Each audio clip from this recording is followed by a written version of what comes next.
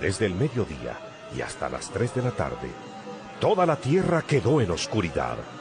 A esa misma hora, Jesús gritó con fuerza: Elí, Elí, lema sabactani. Es decir, Dios mío, ¿por qué me has abandonado? Algunos de los que estaban allí lo oyeron y dijeron: Este está llamando al profeta Elías. Al momento, uno de ellos fue corriendo en busca de una esponja, la empapó en vino agrio, la ató a una caña y se la acercó para que bebiera. Pero los otros dijeron: Déjalo, a ver si Elías viene a salvarlo. Jesús dio otra vez un fuerte grito y murió. En aquel momento, el velo del templo se rasgó en dos, de arriba a abajo. La tierra tembló, las rocas se partieron y los sepulcros se abrieron, y hasta muchas personas santas que habían muerto volvieron a la vida. Entonces salieron de sus tumbas después de la resurrección de Jesús y entraron en la santa ciudad de Jerusalén, donde mucha gente los vio. Cuando el capitán y los que estaban con él vigilando a Jesús vieron el terremoto y todo lo que estaba pasando, se llenaron de miedo y dijeron: De veras, este hombre era hijo de Dios. Estaban allí, mirando de lejos, muchas mujeres que habían seguido a Jesús desde Galilea y que lo habían ayudado. Entre ellas se encontraban María Magdalena, María la madre de Santiago y de José, y la madre de los hijos de Zebedeo. En el verso 45 encontramos otro subtítulo y dice la muerte de Jesús. En el verso 45 encontramos que dice que era en mediodía cuando esto estaba sucediendo, y entre el mediodía y las 3 de la tarde dice que toda la tierra se llenó de oscuridad. Más o menos podríamos tener la idea como que sucedió un eclipse. Ese lugar, veámoslo, dicen ellos toda la tierra, pero están hablando de que era imagínense, 3 horas. Bueno, si pensamos en un eclipse han sido minutos, nunca ha pasado más de, según el relato, son minutos que yo tengo ahorita la idea. Bueno, puede ser que, pero acá nos está diciendo más o menos que fue, si lo queremos ver como un eclipse, dice que fue oscurecido. Imagínense, a mediodía que se oscurezca en un lugar, eso significa definitivamente algo bien difícil, podríamos decir, 3 horas, podríamos decir, las 12, 1, 2, 3 horas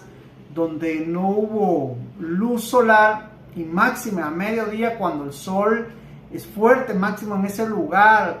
Sabemos que allá es desierto, es un lugar árido, bueno, no todo, pero sí es un lugar caluroso, y para que de esa hora, digamos en términos de 3 horas, estuviese oscuro y las personas que estaban percibiendo esto vieran esto y aún así se burlaban y aún así hacían, digamos, podríamos decir, el Padre estaba haciendo algo, pero no como ellos esperaban. Estaba haciendo una señal marcando que Él es y será y por siempre el Hijo de Dios, no bajándolo de la cruz como ellos querían, no queriendo escoger a la manera de ellos, pero sí a una manera de testificar que Jesús era el Hijo de Dios. Esa es una forma también de ver el que se había oscurecido, que digamos no había luz solar, es lo que, y sabemos que oscurecer es como anochecer,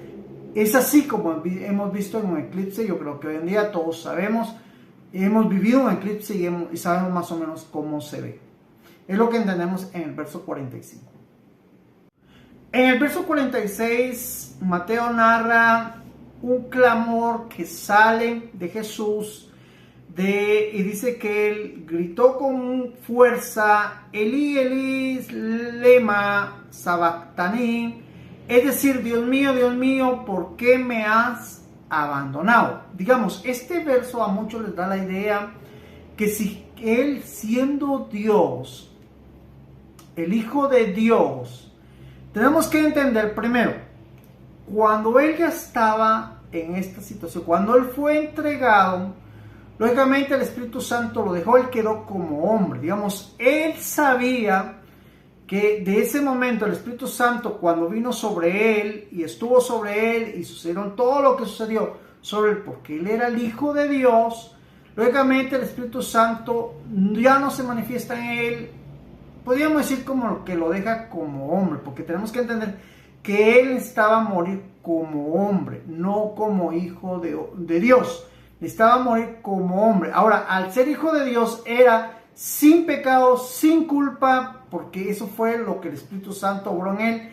Tenía que ser un cordero sin manchas, un cordero perfecto, un hombre perfecto muriendo por hombres imperfectos. Entonces, cuando entendemos ahí, era la humanidad. Él se siente abandonado porque él carga los pecados de la multitud. Mire, si nosotros, siendo hombres en nuestra conciencia humana, voy a hablar esto, cuando sentimos la culpa de nuestro pecado por haber maltratado, a veces habernos robado algo, estoy hablando tal vez de delitos no tan mayores como el matar a una persona. Eso es un delito mayor donde he escuchado personas que no pueden dormir, muchas cosas que me han contado, ¿verdad? Pero un delito menor, podríamos decir, nos lleva a nuestra culpa. Ahora, imagínense los delitos de todo el mundo, de millones y millones de personas sobre él. Entonces, él entiende, él expresa su abandono, expresa la carga que él está sintiendo en ese momento por toda la humanidad. Por ello es que él expresa, ¿por qué me abandonó? Porque él estaba tan conectado. Es que créanme, cuando uno está conectado, uno siente la conexión con Dios, uno entiende esa conexión. Pero cuando uno está desconectado con Dios, igual uno sabe qué es estar sin Dios, por ejemplo en mi experiencia, y qué es estar con Dios. Entonces, esa experiencia es la que me ayuda a mí a entender esta parte. Lógicamente una persona que no ha experimentado lo que yo he experimentado no puede hablar de esto, pero en mi caso yo sí lo he experimentado. Entonces sé qué es andar con Dios y sé qué no es andar con Dios. Entonces esto me ayuda a entender por qué Jesús habla esto. Ahora, muchos hoy en día tuercen esto para decir, ya vieron, él era hombre, no estaba Dios, se sintió desamparado, entonces no era el Hijo de Dios, y sucesivamente la mente humana, que es satánica, que es engañosa, trata de interpretar este verso, pero no se interpreta en nuestra calidad humana, no se interpreta bajo la unción satánica, no se puede interpretar, pero bajo la unción del Espíritu Santo, bajo la guianza de Dios, se puede entender y se expresa de esta manera para que entendamos por qué Jesús sintió el abandono del Padre, el abandono del Espíritu, porque en su humanidad ahí le fueron cargados todos los pecados de todos nosotros. En el verso 47 vemos una forma de que ellos escucharon.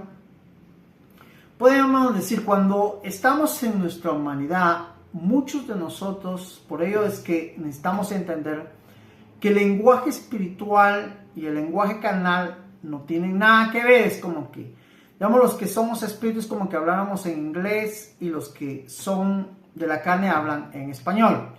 Entonces, digámoslo así, yo me pongo a hablar con alguien, si está en la carne no me va a entender, no me interpreta, no me comprende, y por más que yo trate de hacerlo no va a suceder. Entonces necesito entender en qué calidad está. Pero el espiritual entiende todas las cosas del espíritu. Entonces, en esta parte ellos estaban en la carne, estaban entendiendo que él estaba llamando, dice que al profeta Elías.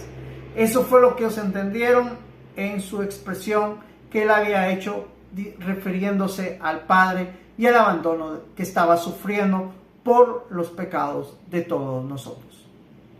En el verso 48 dice que uno que estaba ahí, no habla el nombre, reacciona, de plano interpreta, tiene sed, está pidiendo algo, moja una esponja con vino agrio, lo ató a una vara y se lo acercó para que bebiera. Digamos, él auxiliándole, dándole un poquito de, podríamos decir, tranquilidad en su agonía. Es lo que entendemos que procede este hombre a hacerlo.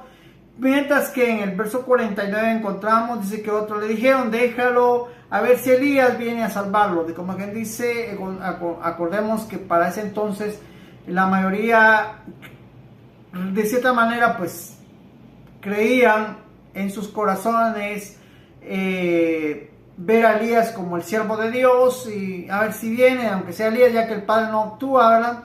A ver si viene Elías y tal vez lo salva. Era una forma de decirlo, aunque realmente ellos no lo estaban haciendo por el hecho de consolarlo, por el hecho, no, si de una manera de burla, que ellos pues humanamente estaban reaccionando satánicamente en su ignorancia espiritual. En el verso 50 damos y entendemos que Jesús dice que dio otra vez un fuerte grito y murió, como quien dice, hasta ahí llegó el momento. En ese momento, pues realmente el suceso físico es la muerte de Cristo. El suceso físico es que Él muere como nosotros debíamos morir por nuestra culpa, por nuestro pecado, porque todos fuimos destituidos de la gloria de Dios. Entonces la forma de ser salvos, podríamos decir, de todo esto era ser crucificados. Era lo que Él padeció, pero lógicamente ni eso podíamos hacer. Definitivamente, cuando entendemos que Él era el Cordero de Dios, el Cordero sin manchas, el Cordero perfecto de Dios, dentro de nosotros no hay perfección ni para ser crucificados, ni para conectarnos con Dios, ni para... Por ello es que Él es el camino, la verdad y la vida, digamos. La crucifixión es el camino, quien la sufrió, no nosotros. Nosotros no podíamos, digamos, si queremos tratar de interpretar de que nosotros podíamos ser salvos por la crucifixión, pero ni eso podíamos hacer, porque nos tenía que ser por un ser perfecto, y solo lo podía hacer el Hijo de Dios, nadie más. Entonces acá es lo que entendemos en el verso 50 y es lo que logramos interpretar según hemos logrado comprender este verso. Verso 51 dice: en aquel momento el velo del templo, el velo del lugar santo hacia el lugar santísimo, dice, ese velo que había entre el lugar santo y el lugar santísimo, dice que se rasgó en dos de arriba a abajo, como que dice, se partió. Desde ese momento el lugar santo, el lugar santísimo ya no tenían una razón. El único que los podía traspasar, el único que los podía rasgar era Cristo. El único que podía hacer que ese lugar dejara de ser, podríamos decir, inaccesible, ahora accesible a nosotros, a los pecadores que no podían llegar ahí. Eso es lo que simboliza espiritualmente esa rasgadura que sufrió el velo. Es lo que entendemos en el verso 51. Y dice, y la tierra tembló y las rocas se partieron. Dice que la tierra tembló. Ahora acá es otra manifestación del Padre, no como ellos esperan, sino como Él ya lo había estipulado para dar testimonio que era el Hijo de Dios. Digamos, lo que nos está narrando acá, cómo fueron la oscuridad de 3 horas, cómo Él exclama por lo que Él siente humanamente hablando, y por lo que de cierta manera está sucediendo acá, que se abre el lugar santísimo, el acceso que no había para nadie, ahora ya hay, porque Cristo murió. Entonces comprendemos que el temblor de la tierra también era un suceso que testificaba que Jesús es el Hijo de Dios. Versos 52 y 53. Acá hay un suceso, definitivamente no es espiritual, porque las personas lo vieron, es físico. Dice, y los sepulcros se abrieron. Esto es como que las tumbas, como que los cementerios, y donde estaban las personas sepultadas, se abrieron. Es una forma de verlo, aunque recordemos que allá eran cavernas, las que usaban cuevas. Esos sepulcros se abrieron, y dice, y muchas personas santas No habla específicamente de personas, podríamos decir, de que recién muertas o antiguamente o años muy atrás, no los explica. Solo dice que estas personas eran santas, personas correctas, personas con temor a Dios, eran asignadas eran reconocidas como personas santas que habían muerto, volvieron a la vida. Como quien dice, es otra señal del Hijo de Dios, Dios respaldando que murió el Hijo de Dios. Entonces, estas personas como que estaban resucitando o estaban volviendo a la vida, según entendemos en el verso 5. Mateo no lo aclara, no lo especifica si es físico, pero entendemos que si las otras personas, digamos, que hubieran muerto andando, eso es una forma física, para que lo entendamos. En el verso 53 dice que entonces salieron de sus tumbas después de la resurrección. Ahora nos habla que es después no es en el momento de muerte. Acá sí nos aclara algo, dice que es después de la resurrección de Jesús. Digamos, Jesús resucita y después sucedió esto. Entonces Mateo como que se emocionó en la narrativa, la adelantó, podríamos decir, como que nos lo puso ahí antes de hablando de la resurrección de Jesús. Pero dice después de la resurrección de Jesús, y entraron en la santa ciudad de Jerusalén, donde mucha gente los vio. Ahora, ¿qué gente? Solo los designa como gente santa, gente lógicamente temerosa de Dios, gente reconocida como personas entregadas a Dios. Es la idea que entendemos en esta parte del verso 52 y 53 del capítulo 27. En el verso 54 encontramos que cuando el capitán y los que estaban con él vigilando a Jesús vieron que el terremoto y todo lo que estaba pasando, la oscuridad y todo lo que se llenaron de miedo y dijeron: de veras este hombre era el Hijo de Dios. Eso no es casualidad que Mateo lo haya escrito. Ellos escucharon, es probable que tal vez él no, bueno, está bien. Pero él al indagar se da cuenta que hay personas que escucharon, y estos romanos que se burlaron, estos romanos que echaron suerte sobre su ropa, estas personas reconocieron. Entonces todo esto lo está dejando él expuesto a los judíos para que los judíos digan: ah, también lo reconocieron los romanos, también pasó esto, también, digamos, definitivamente eso es una forma de convencer a los judíos, que lógicamente el Espíritu y la palabra y Mateo están haciendo que ellos no lo reconozcan. Bueno, eso ya es otro asunto que lógicamente se entiende a través que la revelación de Dios a la humanidad, y si Él no le da la potestad a estas personas de entender, por más que nosotros queramos hacerlos entender, no van a entender. Solo Dios puede hacer que nosotros hoy en día testifiquemos lo que testificamos como hijos de Dios. En el verso 51 dice que habla acá de que estando ahí mirando de lejos muchas mujeres que habían seguido a Jesús desde Galilea y que le habían ayudado, como quien dice, estaba narrándonos Mateo que había muchas mujeres en ese lugar siguiendo los sucesos, viendo la situación, pues no había nada más que hacer. De cierta manera también habían escuchado que él lo había dicho, que eso iba a pasar. Ellas estaban ahí como espectadoras viendo casos. Eso es lo que nos narra Mateo, para que entendamos que no solo estaban los discípulos como testigos, sino también las mujeres testificando los sucesos que pasó. Entonces había mucha gente que en ese tiempo pudieron haber dicho lo mismo que Mateo nos está narrando en esta parte. En el 56 ya nos especifica quiénes eran. Entre ellas dice que estaba María Magdalena, María la madre de Santiago y de José, y la madre de los hijos de Zebedeo, que eran Juan y Santiago.